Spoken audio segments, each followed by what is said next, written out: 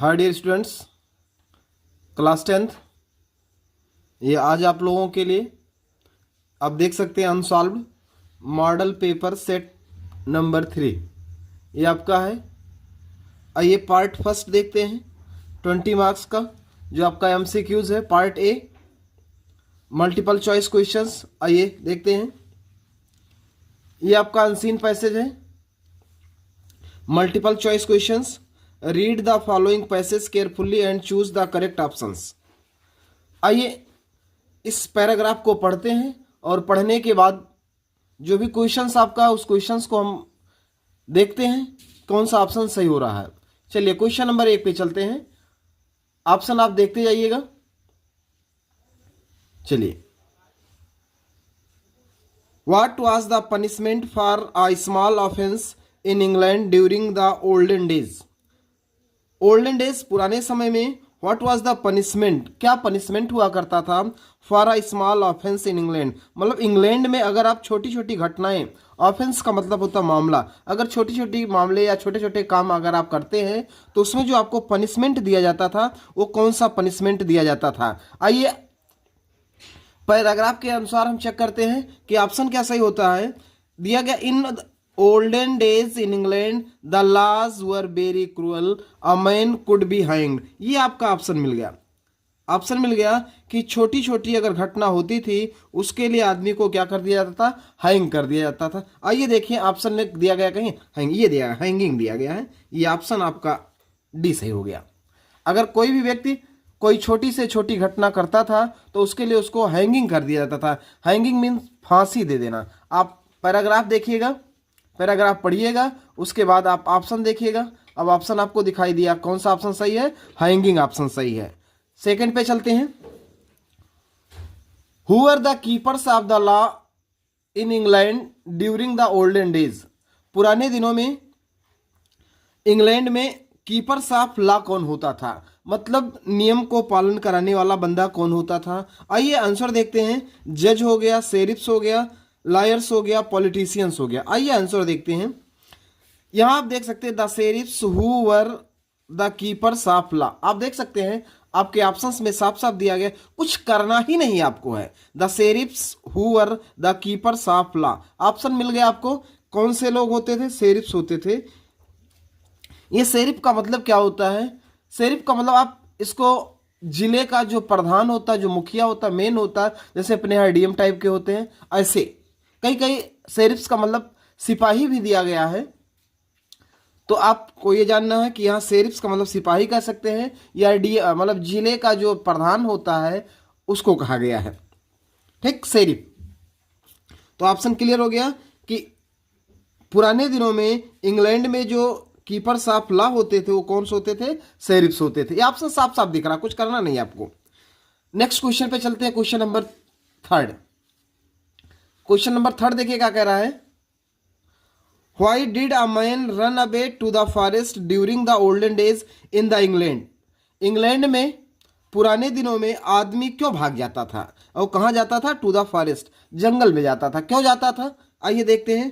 To join the army, to hunt deer, to rob travellers, to escape punishment from the sheriff. देखिएगा ध्यान से। आइए option देखते हैं, ऑप्शन पढ़ते हैं, अभी पता चल जाएगा पैराग्राफ में क्या मिल रहा है। देखिए कह रहा है often when a man feared some punishment from the sheriff he would run away to the forest। ये मिल गया ना कि आदमी जब पनिशमेंट से डरता था, आदमी जब पनिशमेंट से डरता था तो भाग जाता था। कहां भाग जाता था, जंगल में भाग जाता। देखिए आइए ऑप्शन देखते हैं, है कहीं आर्मी ज्वाइन करने चला जाता था, नहीं। हंट डियर, नहीं। टू रॉब ट्रेवलर्स, नहीं। To escape punishment from the से, ये ऑप्शन आपका साफ साफ दिख रहा है। जो भी आपके अनसीन पैसेज टाइप के जो क्वेश्चंस होते हैं बहुत आसान होते हैं, उसमें आपको कुछ करना, एक बार पहले आप क्वेश्चन पढ़िए उसके बाद आंसर ढूंढने चलिए। जनरली हम लोग क्या करते हैं, पैराग्राफ पढ़ लेते हैं उसके बाद आंसर ढूंढने जाते हैं। पहले आप क्वेश्चन पढ़िए, क्वेश्चन पढ़ने के बाद आपको पता चल जाएगा कि आप सब क्वेश्चन ढूंढ क्या रहे हैं, कौन सा आंसर ढूंढ रहे हैं। वहां जाने के बाद आपको पता चल जाएगा कि हम कौन सा आंसर ढूंढ रहे हैं। अगला क्वेश्चन आ जाते हैं। आपका 3 क्वेश्चन हो गया। नेक्स्ट क्वेश्चन 1 2 3 हो गया। अब 4, 5, 6, 7, 8 बता रहा है कि 4 to 8 आपको चलना है। देखते हैं, choose the correct options to answer the following question. आपको राइट ऑप्शन चूज करना है। I met dot dot dot old friend in the temple. आइए चेक करिए, आई मेट पास्ट इंडेफिनिट में है, ओल्ड फ्रेंड ये आप देख सकते हैं, ओल्ड फ्रेंड दिया गया है। आपको आर्टिकल फिलअप करना है, ए कर दें, दा कर दें, एन कर दें, नन ऑफ दिस कर दें। अब ऑलरेडी आपको पता ओल्ड दिया गया है, ओल्ड का मतलब बूढ़ा होता है। प्रोनाउंसिएशन आप देख रहे हैं वाबल से हो रहा है, तो वाबल से होने के कारण आपका ऑप्शन कौन सा सही हो जाएगा? सी ऑप्शन सही हो जाएगा। इस तरीके से पहले क्वेश्चन का कौन सा ऑप्शन? एन। नेक्स्ट पे चलते हैं, unless he bags my pardon. याद रखिएगा, अनलेस वाले क्लास में कभी भी निगेटिव वर्ड का प्रयोग नहीं करते हैं। एक आध क्वेश्चन मैं आपको और दिखाऊंगा कभी कि अनलेस के साथ किस तरीके से एरर्स आते हैं, लेकिन यहां अभी आप एरर्स नहीं देख रहे हैं आपको। Unless he bags my pardon, जब तक वो मुझे क्षमा नहीं करता, I dot dot dot not excuse him.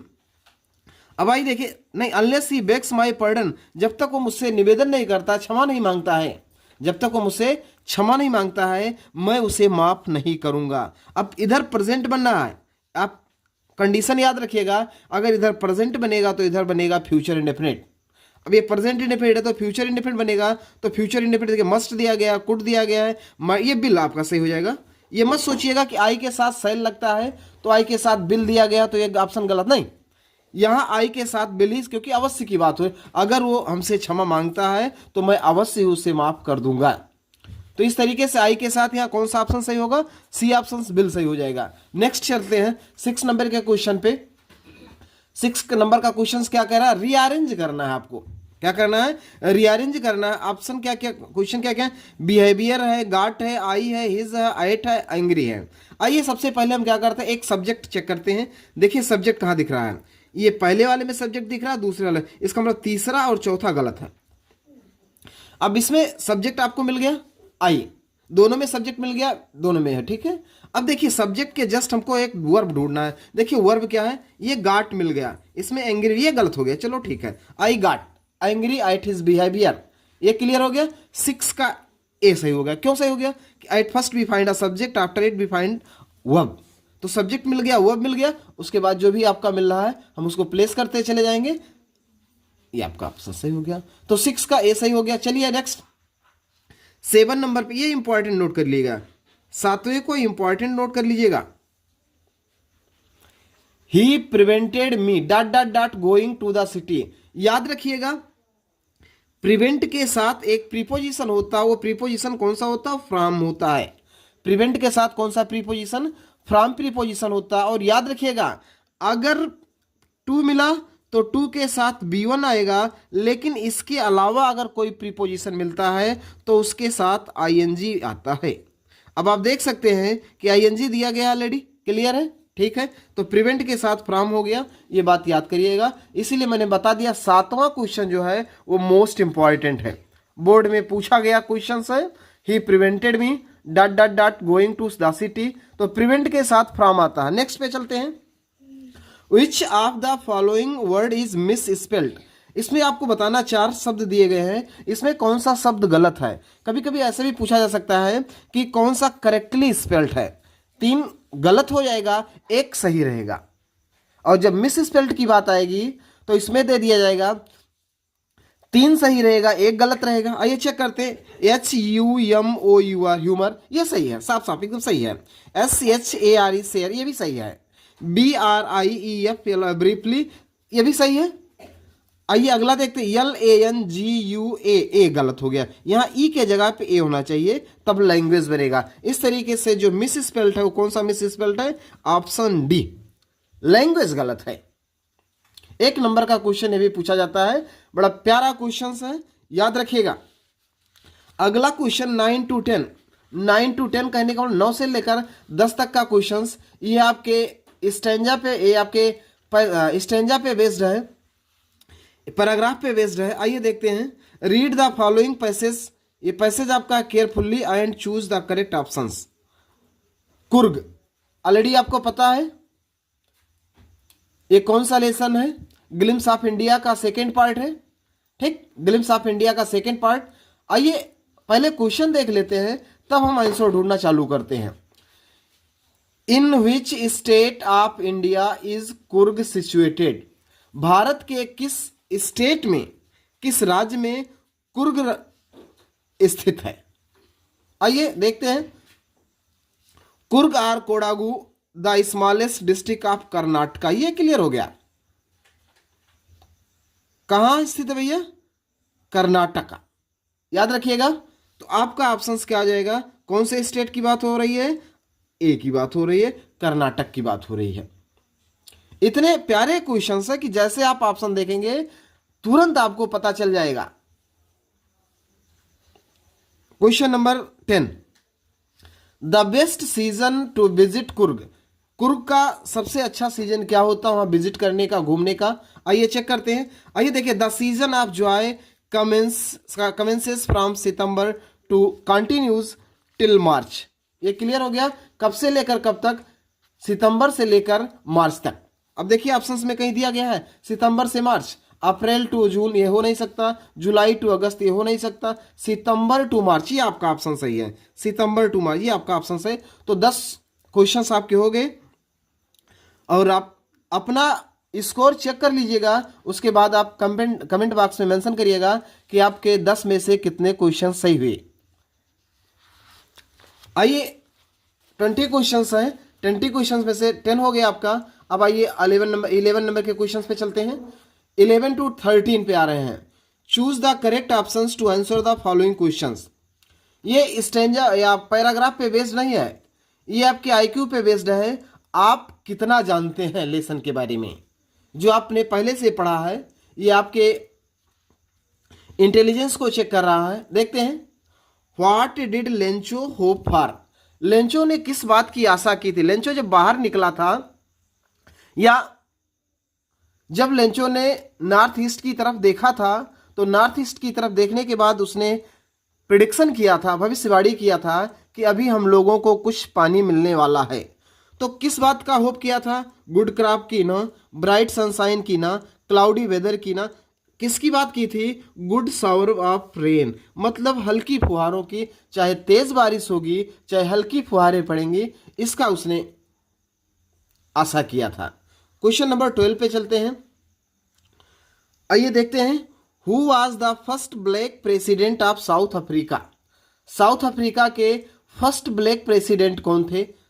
Oliver Tambo, Yusuf Dadoo, Walter Sisulu, Nelson Mandela. तो कौन थे भैया? Nelson Mandela. ये आप ऑलरेडी पढ़े हैं। चलिए इसी 12 नंबर के क्वेश्चंस पे मैं आपसे 2 क्वेश्चंस पूछता हूं, आप बताइएगा। जब नेल्सन मंडेला को फर्स्ट ब्लैक प्रेसिडेंट बनाया गया तो उस टाइम 2 वाइस प्रेसिडेंट भी थे। फर्स्ट वाइस प्रेसिडेंट कौन थे और सेकेंड वाइस प्रेसिडेंट कौन थे? ये आप कमेंट बॉक्स में बताइएगा कि फर्स्ट वाइस प्रेसिडेंट कौन थे और सेकेंड वाइस प्रेसिडेंट कौन थे। ये आप कमेंट बॉक्स में बताइएगा। देखते हैं किसका किसका ऑप्शन सही आता है। क्वेश्चन नंबर 13 पे चलते हैं। The bakers of Goa use to wear? जो बेकर्स होते थे कहां के? गोवा के। वो क्या पहना करते थे? याद रखिएगा भाई, बेकर की बात हो रही है तो बेकर के लिए लोग इंतजार करते थे कि बेकर कब आई, बेकर कब आई। और कब आई का मतलब आप ऑप्शन देखने के बाद कुछ ना करिए, ट्रिक याद रखिए। बेकर कब आई, ऑप्शन क्या सही हो जाएगा? बेकर कब आई में कौन सा ऑप्शन सही हो जाएगा? कब आई ही ऑप्शन सही हो जाएगा। ठीक, तो बेकर वाले में ऑप्शन कब आई ही से। ठीक, चलिए एक क्वेश्चन और पूछते हैं आपको 13 नंबर पे ही, कि बेकर के जो ड्रेस थे उसको कबाई नाम दिया गया है, तो जो कुर्ग वाले थे, कुर्गी पीपुल थे, उनके ड्रेस को क्या नाम दिया गया है? कुर्गी पीपुल के ड्रेस को क्या नाम दिया गया है? ये आप कमेंट बॉक्स में बताइएगा। नेक्स्ट चलते हैं 14 टू 15। आइए, read the given extract and choose the correct option. यहां आपको पढ़ना है और बताना है कि यह पोयम कहां से लिया गया है। यह पोयम बाल पोयम है, जो आपके सिलेबस में दिया गया बाल poem. Who is the poet of the poem the बाल पोयम? द बाल पोएम के जो पोएट हैं वो कौन है? पहला रॉबर्ट फ्रॉस्ट, दूसरा W.B. यीट्स। आप देख सकते हैं बाल पोएम के जो पोएट हैं वो आपके जॉन वेरीमैन हैं। बाल पोएम के जो पोएट हैं वो कौन है? जॉन वेरीमैन हैं, याद रखिएगा। नेक्स्ट में 15 नंबर का क्वेश्चन आप इंपॉर्टेंट कर लीजिए, ये बोर्ड में पूछा गया क्वेश्चन है। What does in a word of possessions mean? What does in a word of possessions का मतलब क्या है? पोजेशंस का मतलब क्या? मटेरियल थिंग्स होता है, भौतिक संपदा। इन अ वर्ड ऑफ पोजेशंस का मतलब क्या होता है? मटेरियल थिंग्स होता है, अर्थात भौतिक संपदा। ये इंपॉर्टेंट है, इसको इंपॉर्टेंट कर लिए। 15 नंबर का क्वेश्चन से इंपॉर्टेंट करिएगा। चलिए नेक्स्ट क्वेश्चन पे चलते हैं, 16 पे। ये भी आपके आईक्यू पे डिपेंड है। यहां आपको पैराग्राफ नहीं मिल रहा, आपको अपने मन से याद रखना है कि कौन सा ऑप्शन सही होने जा रहा है। 16 to 20 4 क्वेश्चंस और बचे हैं। माय डियर स्टूडेंट्स, अगर ये मॉडल पेपर का जो वीडियो अगर आपको अच्छा लग रहा होगा तो आप लाइक करिएगा, और चैनल पे अगर फर्स्ट टाइम आए होंगे तो आप इसको सब्सक्राइब करिएगा, अपने मित्रों में शेयर भी करिएगा। चलिए नेक्स्ट पे चलते हैं, क्वेश्चन नंबर 16 पे। Who was mister Harriet? Mister Harriet कौन थे? कंपाउंडर थे, डॉक्टर थे, नेबर थे, ट्रेनर थे? तो ऑलरेडी आपको पता है हैरियट कौन थे। हैरियट एक डॉक्टर थे, वेटनरी सर्जन थे। अगर यहाँ डॉक्टर मिल गया है चलो ठीक है, डॉक्टर ना मिल के अगर वेटनरी सर्जन मिल जाता तो आपको वेटनरी सर्जन पे टिक कर देना होगा। मिस्टर हैरियट कौन थे? एक डॉक्टर थे। क्वेश्चन नंबर 17 पे चलेंगे। Who does I refer to in the story the thief story? 17 number. Who does I refer to in the story the thief story? Thief story जो लेसन है, उस lesson में आई किसके लिए यूज किया गया है? अब देखिए यहां 3 से 4 क्वेश्चंस मिल रहा है कि जो स्टोरी है उस स्टोरी में राइटर है, उस स्टोरी में जो राइटर है वो अनिल है। ये बात याद रखिएगा। स्टोरी का राइटर जो है वो रस्किन बॉन्ड महोदय है, ठीक। स्टोरी का राइटर रस्किन बॉन्ड, स्टोरी में राइटर, ठीक। इन स्टोरी राइटर कौन है? अनिल। ऑफ स्टोरी राइटर कौन है? Ruskin bond. अब स्टोरी का नरेटर कौन है? इस स्टोरी का नरेटर कौन है? ठीक, मतलब जो इस स्टोरी को कहने वाला है वो कौन है? तो स्टोरी को कहने वाला जो है वो हरि सिंह खुद है। इस स्टोरी को कहने वाला कौन है? हरि सिंह खुद है। तो अब आपका ऑप्शन कौन सा सही हो जाएगा? ऑप्शन ये सही हो जाएगा कि द थीप स्टोरी में आई किसको बता रहा है? आई हरि सिंह को बता रहा है। क्लियर? ये आपके 17 क्वेश्चंस हो गए। आप अंतिम तक चलते रहिएगा और अपने अपने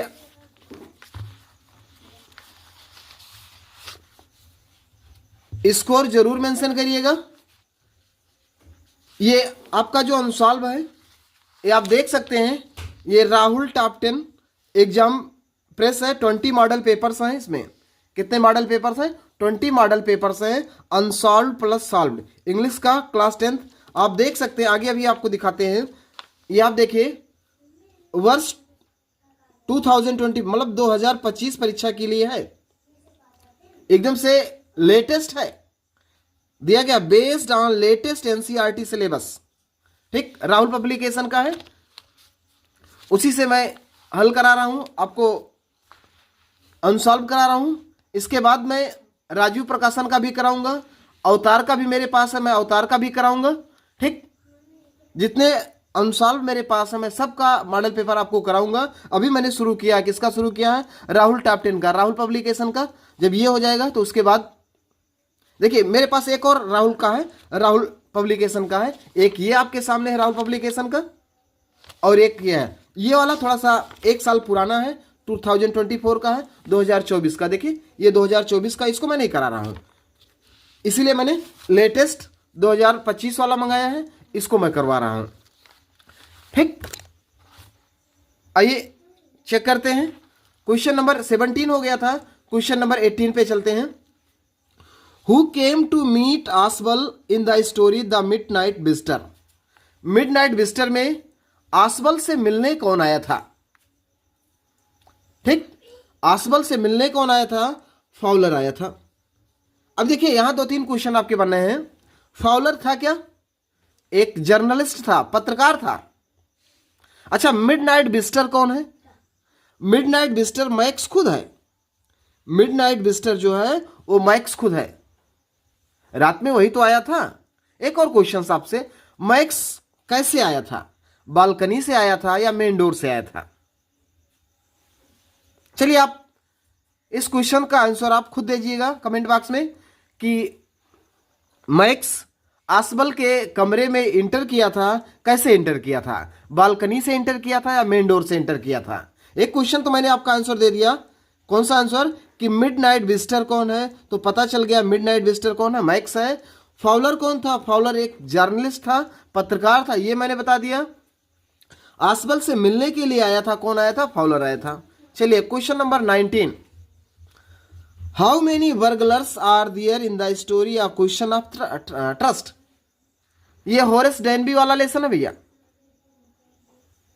क्वेश्चन ऑफ ट्रस्ट में कितने बर्गलर्स थे? बर्गलर्स का मतलब आप थीव्स कह सकते हैं, ठग कह सकते हैं, चोर कह सकते हैं। कहानी में कितने चोर थे? 2 थे, 3 थे, 5 थे, 4 थे? 2 थे। एक तो होरेस डेनबी खुद था और दूसरी वो जो महिला थी जिसने होरेस डेनबी को चीट किया था। ठीक, तो 2, मतलब एक चोर था, एक चोरनी कह सकते हैं, अपने भाषा में आप कह सकते हैं एक चोर और एक चोरनी कह सकते हैं। तो 2 लोग थे बर्गलर्स के रूप में, एक होरेस डेनबी था और एक लेडी थी। ठीक, चलिए क्वेश्चंस पूछते हैं, आप बताइएगा। होरेस डेनबी वाले लेसन थे कि जिस घर में होरेस डेनबी चोरी करना चाहता था उस घर का नाम क्या था? जिस घर में होरेस डेनबी चोरी करना चाहता था उस घर का नाम क्या था? आप जरूर बताइएगा। नेक्स्ट चलते हैं 20 नंबर का क्वेश्चन, और आज का लास्ट क्वेश्चन है। ये मल्टीपल जो आपके 20 हो रहे हैं। हु कंफर्टेड भोली इन द क्लासरूम। ये लास्ट में आपको अभी बताया जाएगा। जो आपका भोली लेसन है उसमें बताया गया है कि भोली को क्लासरूम में कौन कंफर्ट दिया था। भोली के लिए कौन सा व्यक्ति था जो उसको कंफर्ट दिलाया था? उसके लिए उसका जो टीचर था। भोली के लिए उसकी जो अध्यापिका थी उसने बहुत सपोर्ट किया था भोली को। तो इस तरीके से 20 नंबर का क्वेश्चंस, हर टीचर्स। चलिए एक क्वेश्चन और पूछते हैं। भोली लेसन जो है, उस भोली लेसन में भोली का नाम क्या था? भोली लेसन में जो भोली लड़की है उसका नाम क्या था? आप जरूर बताइएगा कि भोली का नाम क्या था। भोली की 4 बहनें थीं और 3 भाई थे। उसके पिताजी रामलाल, जिनके 7 लड़के थे, 4 लड़कियां थीं और 3 लड़के थे। चारों लड़कियों का नाम सीक्वेंस से बताइएगा, सबसे बड़ी, उसके बाद और लास्ट में जो भोली है उसका सीक्वेंस बताइएगा, और उसके साथ साथ भोली का रियल नेम बताइएगा कि भोली का रियल नेम क्या था। माय डियर स्टूडेंट्स, ये वीडियो अगर आपको अच्छी लग रही होगी, अगर आपको अच्छी लगी होगी तो आप जरूर इसको लाइक करिएगा। और इस तरीके से मॉडल पेपर 3 हो गया आज आपका। तो मॉडल पेपर 3 होने के बाद इसके बाद मॉडल पेपर नंबर 4 आएगा। ये मॉडल पेपर 3 चल रहा है, इसके बाद मॉडल पेपर नंबर 4 आएगा। और इस तरीके से आपका जो पूरा मॉडल पेपर, हमारे पास जो कलेक्शन है 20 मॉडल पेपर का है, ये मैं सॉल्व कराऊंगा। और उसके साथ साथ मैं जो भी क्वेश्चंस इंपॉर्टेंट बन रहे हैं उस क्वेश्चन को भी सॉल्व कराऊंगा, खुद बना के हैंडमेड नोट्स आपको प्रोवाइड कराऊंगा। हाँ, इसके लिए आपको एक काम करना पड़ेगा, आप हमारे चैनल को सब्सक्राइब करिए, बेल आइकन प्रेस करिए, ताकि जो भी नई वीडियो आए उस तक का नोटिफिकेशन आप तक जरूर पहुंचे। और वीडियो आप अपने मित्रों को शेयर करते रहिएगा, लाइक करते रहिएगा। Thank you.